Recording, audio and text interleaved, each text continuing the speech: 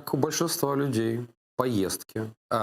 Смотри, Горловка от Киева не сильно отличается. Люди немножко Да отличались, потому ладно, ну что, как Горловка в Киеве не ну, отличается? вот поверь, я Хорошо. ездил, Мгм. я же метался туда все время учебы, я постоянно Донбасс, Киев, Киев, Донбасс, Донбасс, Киев.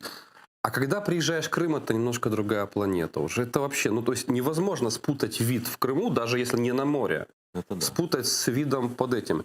И ты едешь туда уже в более зрелом возрасте, ты понимаешь, что ты едешь на другую как бы планету, но это все равно твое.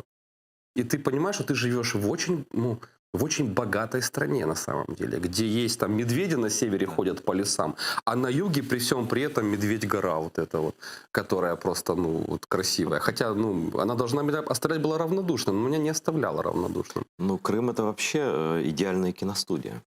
Еще когда снимали, ты же знаешь, может быть, знаешь, может нет, что эти фильмы про Дикий Запад, например,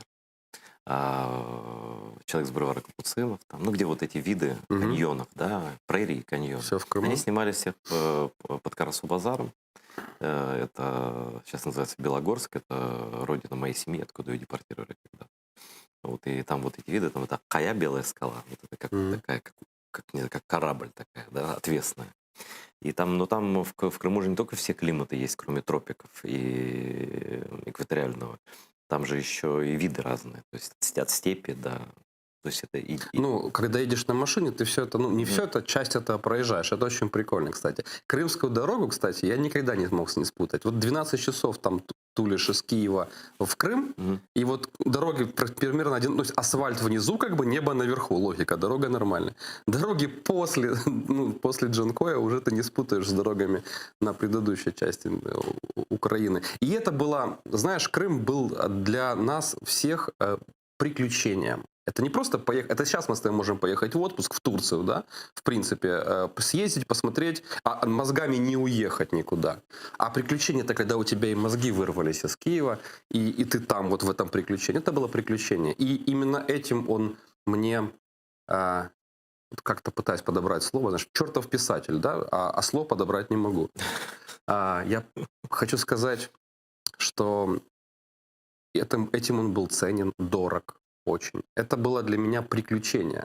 И вот представь, у тебя на каком-то этапе своей жизни, ты уже давно вырос, ты уже эти приключения как бы, ну, съездили, хорошо, молодцы, но я же в детстве тоже ездил, да, детские лагеря, я у меня в лагерях постоянно был, боже, я до сих пор это помню. Это было прекрасно. Тогда было кошмар, сейчас вообще огонь.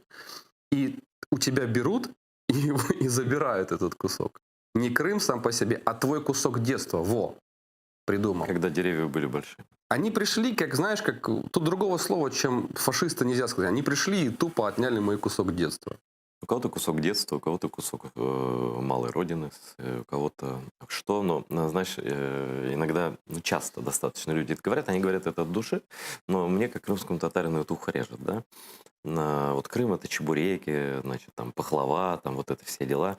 На наш народ как будто не замечали, очень долго не замечали. Сначала вот как возвратились, моя бабушка, дедушка, мои родственники и друзья, ну, понятно, все вернулись, 88-й, начало 90-х годов, самая массовая волна, потом Мгм. тоже, да. Вот. А когда ты впервые узнал, увидел крымских татар, заинтересовался тем, что это за народ такой, Я почему он расскажу коренной тебе народ? сумасшедшую абсолютно историю. Рассказывай. Это я помню ее помню до сих пор, и она не нарочная такая. Послушай, я всегда был смуглым. Ну, это я сейчас не очень смугло, а так я, ну, постоянно летом смуглым. Ну, И как меня Пушкин. таким же смуглым, не настолько, конечно, хотя, А мы его не вот. видели. И меня привозят вот такого уже подсмуглевшего, набегавшегося во дворе бабушки, привозят в Крым, я только не помню куда. Я был маленький, мне было лет 9. Вот. И отдают в лагерь. 89 или 90 год. Меня отдают в лагерь. Ну, как тогда было принято в Советском Союзе? Привезли дитё, в лагерь отдали, сказали пока, телефонов нет, и уехали, будем через 2 недели. А через неделю заедет крестная, типа проверит, он же живой еще, комплектный или нет. Я приехал туда, мы жили в домиках, ну, там где-то на море было совсем недалеко. Мы жили в домиках, там было вот такое не то, что огромный корпус бетонный, а так вот домики, заросли, кипарисы все. Вот. Мы жили там, и в домике напротив жила компания крымских татар. Мгм. Ребята вместе жили, человек 5. И они пришли ко мне, говорят, ты наш. Я говорю, не, я с Горловки, я с Донбасса. Те говорят, ты просто не знаешь. Иди сюда, будешь дыню? И они меня кормили 2 недели вот это вот. Это. Я кушал дыни, арбуз, я кушал все там реально. Ты, говорит, наш. Я говорю, ну ладно, я ваш. Типа. Вот, пошли с нами. Они меня всегда таскали. Они были очень, вот интересно такая была, дружелюбные, но при этом переборчиво дружелюбные. То есть вот человека вот они посчитали, вот, Ну, жизнь научила. вот. Да. Ну, я говорю то, что было. Я не пытаюсь там сгладить или наоборот похвалить. Или нет. Я был то, что... Вот они вот так. И я помню, что он подходит и говорит, ты наш.